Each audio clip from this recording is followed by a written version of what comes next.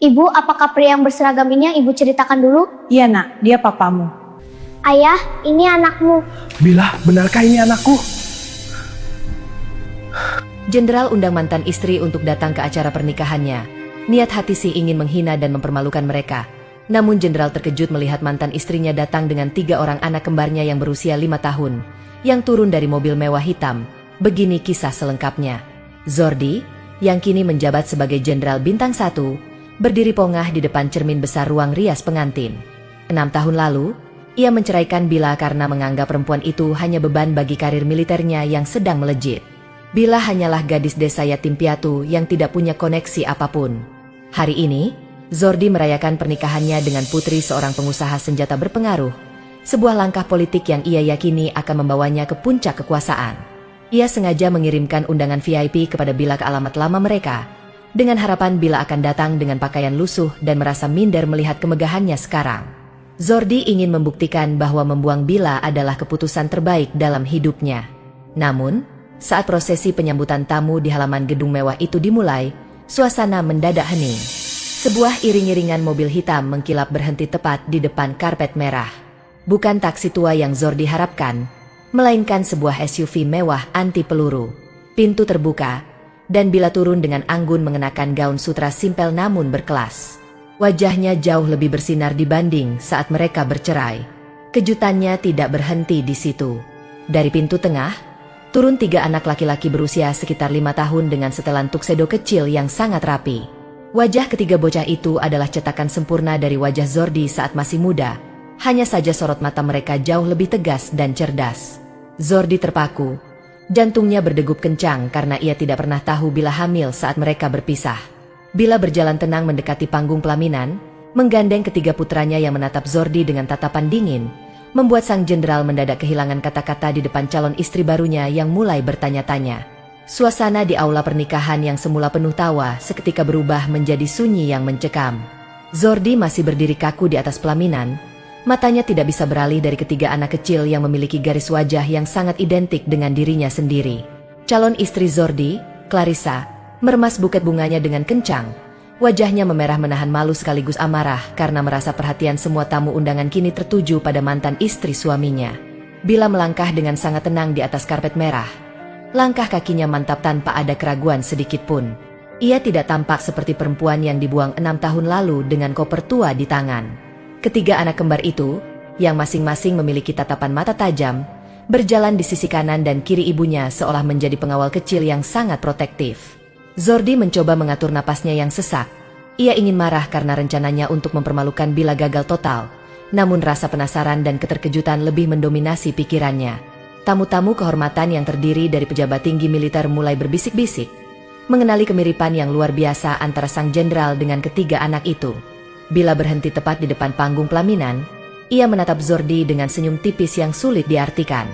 Zordi ingin bertanya namun suaranya seolah tertahan di tenggorokan. "Selamat atas pernikahanmu, Jenderal Zordi," ucap Bila dengan nada suara yang rendah namun terdengar sangat berwibawa di seluruh ruangan.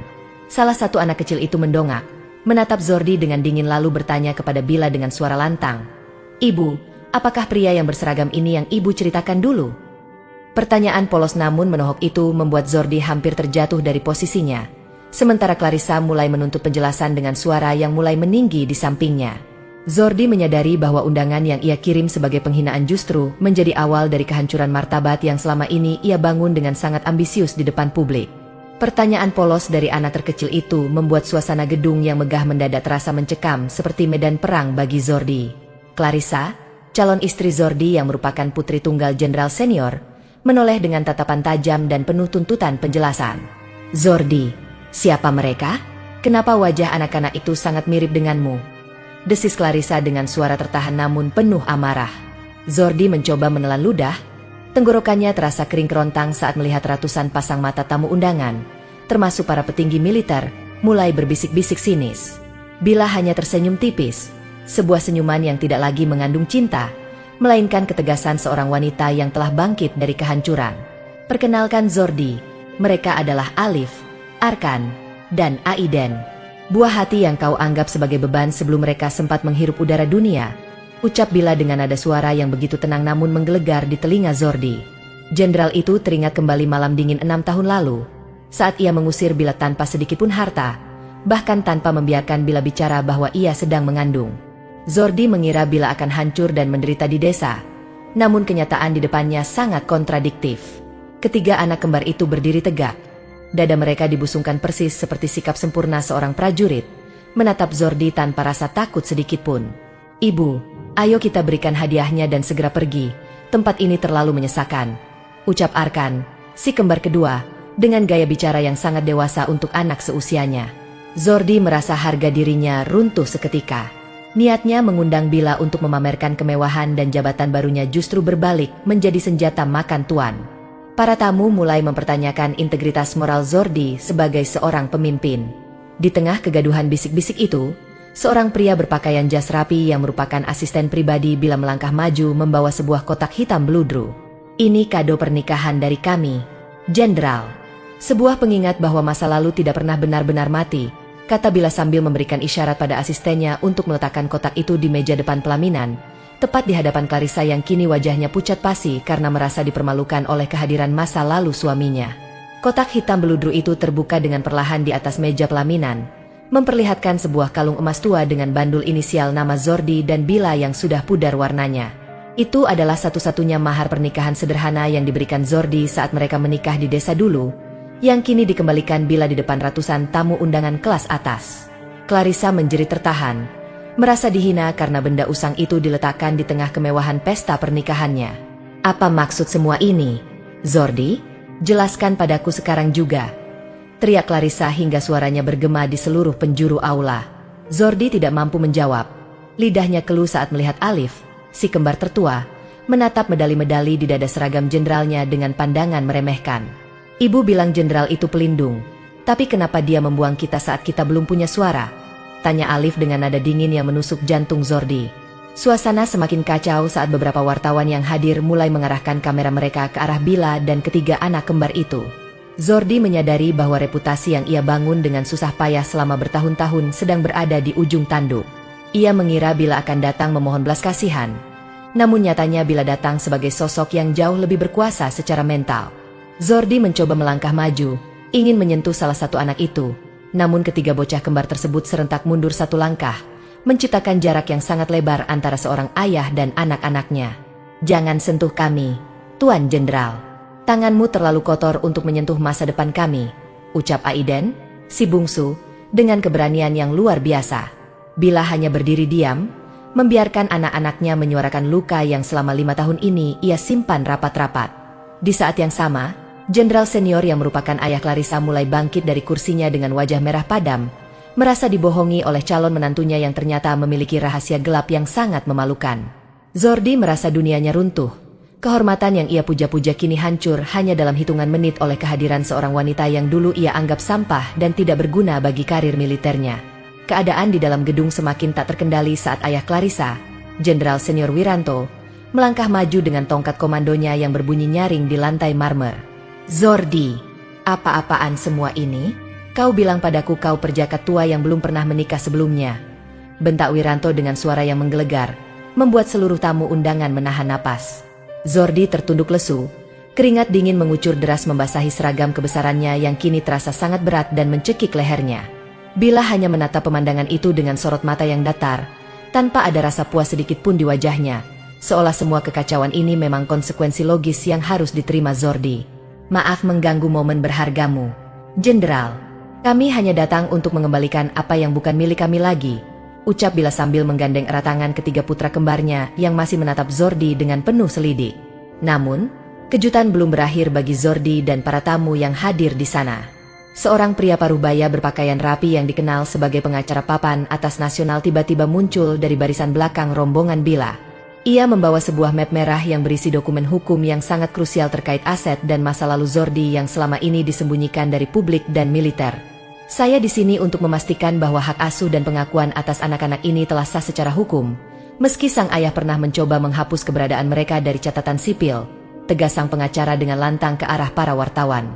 Zordi merasa dunianya benar-benar kiamat saat menyadari bahwa Bila bukan lagi wanita lemah yang bisa ia injak-injak harga dirinya dengan kekuasaan militernya. Bila telah membangun benteng pertahanan yang sangat kuat bersama orang-orang berpengaruh di belakangnya selama 5 tahun masa pelariannya di luar negeri.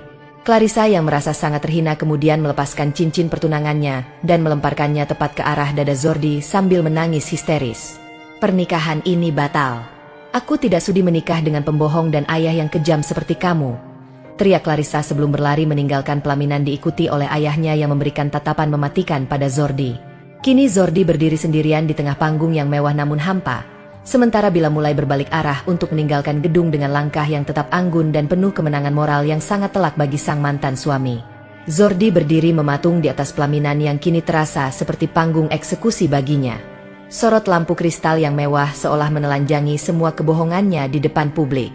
Para tamu undangan, yang mayoritas adalah rekan sejawat dan atasan di militer, mulai beranjak pergi dengan tatapan sinis dan bisikan tajam yang menusuk telinga. Zordi mencoba mengejar Bila, mengabaikan Clarissa yang sudah menghilang di balik pintu aula. Bila, tunggu. Apa maksud semua ini? Kenapa kau menyembunyikan mereka dariku selama 5 tahun? Teriak Zordi dengan suara parau yang dipenuhi keputusasaan.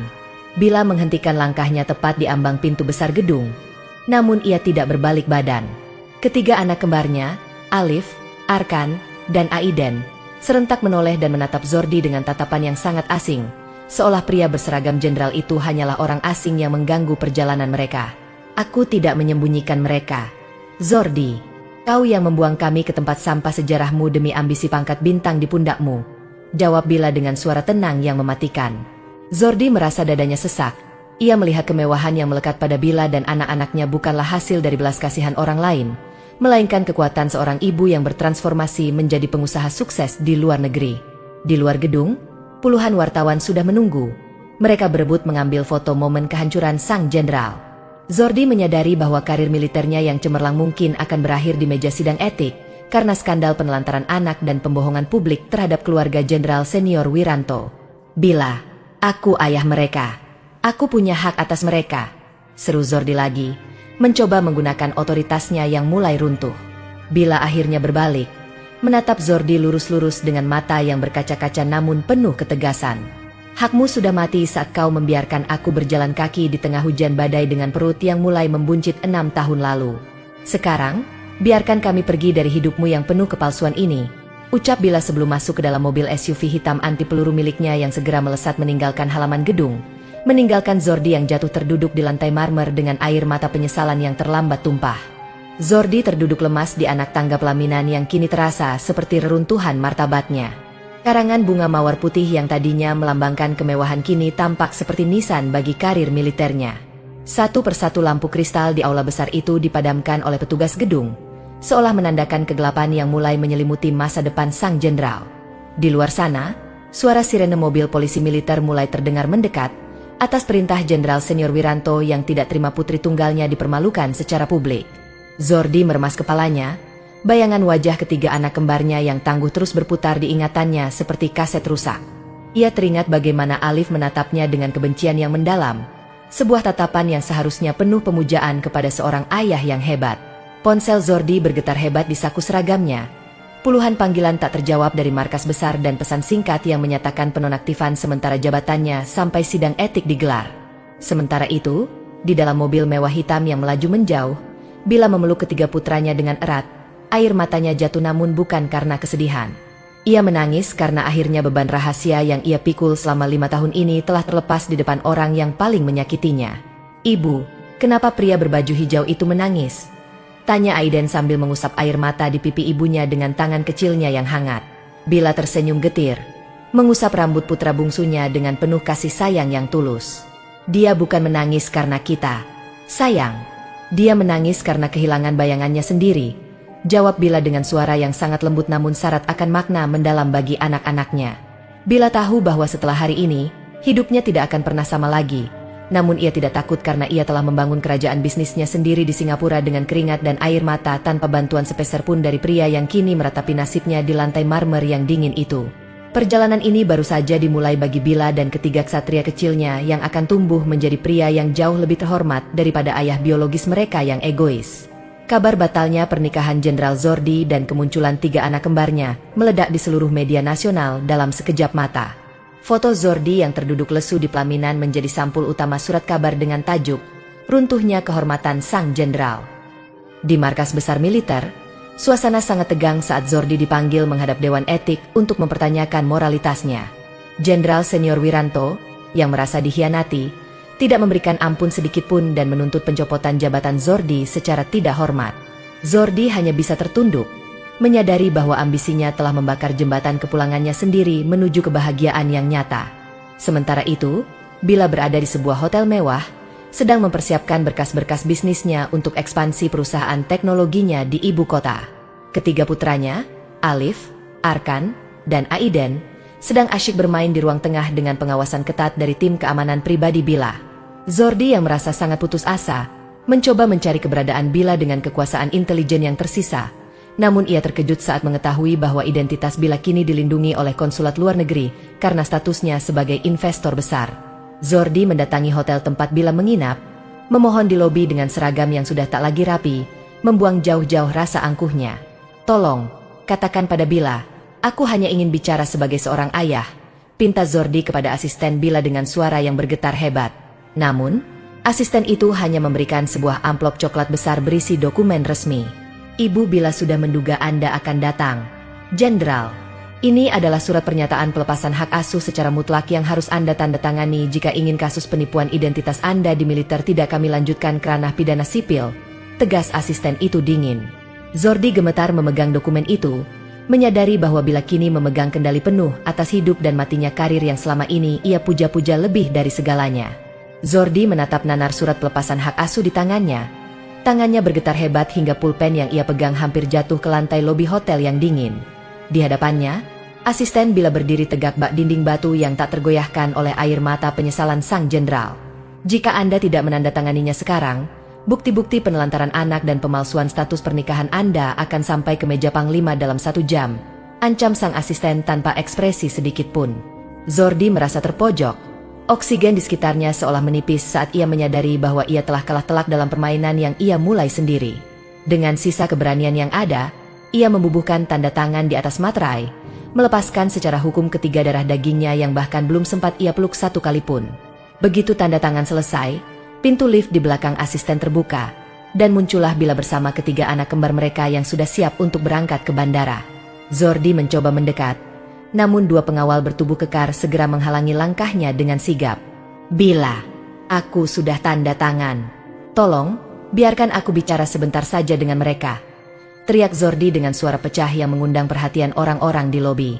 Bila berhenti sejenak, ia menatap Zordi bukan dengan kebencian, melainkan dengan rasa kasihan yang sangat mendalam. "Zordi, kau tidak pernah mencintai kami. Kau hanya mencintai bayangan dirimu yang hebat. Sekarang, nikmatilah kesunyian di puncak kekuasaanmu yang mulai runtuh itu," ucap Bila dengan nada bicara yang sangat tenang. Ketiga anak kembar itu hanya menatap Zordi sekilas, lalu berbalik mengikuti langkah ibu mereka menuju mobil yang sudah menunggu di lobi utama. Zordi hanya bisa mematung melihat mobil mewah itu melaju pergi, membawa pergi satu-satunya kesempatan baginya untuk memiliki keluarga yang nyata. Di saat yang sama, ponselnya berdering kencang. Sebuah panggilan dari markas besar yang mengabarkan bahwa surat pemecatan tidak hormatnya telah ditandatangani oleh Presiden akibat skandal moral yang memalukan ini. Kini Zordi benar-benar kehilangan segalanya, baik jabatan menterengnya maupun anak-anak yang seharusnya menjadi penerus garis keturunannya. Zordi kini benar-benar hancur. Ia duduk di kursi kayu sebuah warung kecil di pinggiran kota, jauh dari kemewahan gedung pernikahan atau markas militer.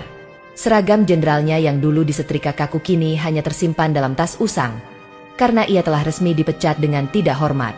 Berita tentang kejatuhannya menjadi konsumsi publik selama berminggu-minggu, membuatnya menjadi paria di kalangan elit yang dulu memujanya. Di sisi lain, Bila membawa ketiga putranya kembali ke sebuah rumah masa kecilnya di desa yang kini telah ia renovasi menjadi sebuah villa modern yang asri. Ia ingin anak-anaknya mengenal akar mereka sebelum mereka benar-benar menetap di luar negeri untuk pendidikan. Suatu sore, Alif bertanya sambil menatap pegunungan, "Ibu, apakah pria itu benar-benar ayah kami yang jahat?"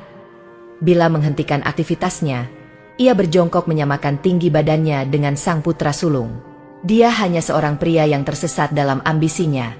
"Alif, kalian tidak perlu membencinya, tapi kalian harus belajar darinya bahwa kehormatan bukan terletak pada pangkat, melainkan pada janji yang ditepati," jawab Bila bijak. Kata-kata itu meresap dalam sanubari ketiga anak kembar tersebut, membentuk karakter mereka menjadi pribadi yang rendah hati meski memiliki segalanya. Sementara itu, Zordi mencoba mencari pekerjaan sebagai warga sipil biasa, namun namanya yang sudah tercemar membuat semua pintu perusahaan tertutup rapat baginya. Ia mulai menyadari bahwa selama ini ia tidak memiliki teman sejati, hanya rekan yang haus akan kekuasaannya. Dalam kesendiriannya yang menyakitkan, Zordi seringkali memandangi foto ketiga anaknya dari kejauhan melalui media sosial, menyadari bahwa ia telah membuang permata yang paling berharga demi segenggam debu jabatan yang kini telah sirna tertiup angin nasib yang malang. Penyesalan itu mulai membakar jiwanya setiap malam tanpa ampun sedikit pun. 2 tahun berlalu sejak skandal besar yang meruntuhkan karir Jenderal Zordi berkecamuk di seluruh negeri. Kini, Zordi hidup dalam kesederhanaan yang ekstrim di sebuah kontrakan kecil di pinggiran kota, bekerja sebagai petugas keamanan di sebuah gudang logistik swasta. Seragam kebesarannya yang dulu penuh medali telah ia simpan rapat dalam peti kayu, digantikan dengan seragam safari biru kusam yang jauh dari kemewahan masa lalunya. Setiap malam, ia duduk di teras kecilnya sambil menatap foto ketiga anak kembarnya yang ia simpan secara sembunyi-sembunyi dari potongan koran lama. Di sisi lain, Bila telah berhasil membangun sebuah yayasan pendidikan besar untuk anak-anak kurang mampu di desa kelahirannya, sebuah bentuk pengabdian yang tulus atas keberhasilan bisnisnya di luar negeri. Alif, Arkan, dan Aiden kini tumbuh menjadi anak-anak yang luar biasa cerdas dan berprestasi di sekolah internasional, namun tetap memiliki kerendahan hati yang diajarkan oleh ibu mereka. Suatu hari, tanpa sengaja, mobil Bila mengalami kendala teknis tepat di depan gudang tempat Zordi bekerja saat mereka sedang dalam perjalanan menuju panti asuhan. Zordi yang sedang berjaga segera keluar untuk memberikan bantuan tanpa menyadari siapa pemilik mobil mewah tersebut. Ketika kaca jendela mobil terbuka, mata Zordi bertemu langsung dengan sorot mata Bila yang tenang namun tajam. Jantung Zordi seolah berhenti berdetak. Ia merasa malu luar biasa dengan kondisinya yang sekarang, namun ia tetap berdiri tegak menjalankan tugasnya. Mobil Anda mengalami kebocoran oli, Nyonya. Saya akan membantu mendorongnya ke tepi agar tidak menghalangi jalan, ucap Zordi dengan suara rendah dan penuh rasa hormat yang tulus. Bila terdiam sejenak melihat mantan suaminya yang gagah dulu kini terlihat begitu kurus dan menua dengan cepat. Ketiga anak kembar itu menatap dari balik kaca dengan rasa penasaran yang besar. Alif mengenali wajah itu, namun ia tidak lagi menatap dengan kebencian, melainkan dengan rasa kasihan yang mendalam. Zordi tidak meminta pengakuan, ia hanya bekerja keras mendorong mobil itu sendirian dengan keringat yang bercucuran di pelipisnya. Setelah mobil berada di posisi aman, Zordi hanya memberikan hormat singkat dan berbalik arah kembali ke pos jaganya tanpa mengucapkan sepatah kata pun untuk meminta belas kasihan. Bila melihat punggung pria itu dari kaca spion, menyadari bahwa penderitaan dan kehilangan jabatan telah mengubah Zordi menjadi manusia yang akhirnya mengerti arti dari sebuah perjuangan hidup yang sebenarnya. Bila memutuskan untuk turun dari mobil, diikuti oleh ketiga putra kembarnya yang kini sudah tampak lebih tinggi dan dewasa di usia 7 tahun. Zordi yang sedang duduk di pos jaga terkejut melihat kehadiran mereka. Ia segera berdiri dengan sikap canggung, mencoba menyembunyikan tangannya yang kasar karena kerja berat. Zordi, aku tidak menyangka akan bertemu denganmu dalam keadaan seperti ini, ucap Bila dengan nada suara yang sudah tidak lagi mengandung sisa amarah. Zordi tersenyum getir, matanya berkaca-kaca menatap Alif, Arkan, dan Aiden yang berdiri di samping ibu mereka. Ini adalah hukuman yang pantas untuk pria yang dulu terlalu buta karena pangkat. Bila, aku sudah berdamai dengan kenyataan ini, jawab Zordi dengan tulus. Alif melangkah maju, ia memberikan sebuah botol air mineral kepada Zordi, sebuah tindakan kecil yang membuat tangis Zordi pecah seketika. Untuk pertama kalinya, Zordi merasakan kedamaian yang tidak pernah ia dapatkan saat masih menjabat sebagai jenderal.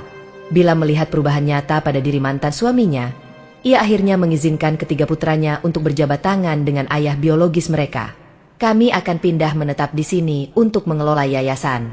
Jika kau ingin melihat mereka tumbuh, pintu panti asuhan kami selalu terbuka untukmu sebagai sukarelawan, bukan sebagai jenderal, tutur Bila memberikan secercah harapan baru. Zordi mengangguk penuh syukur.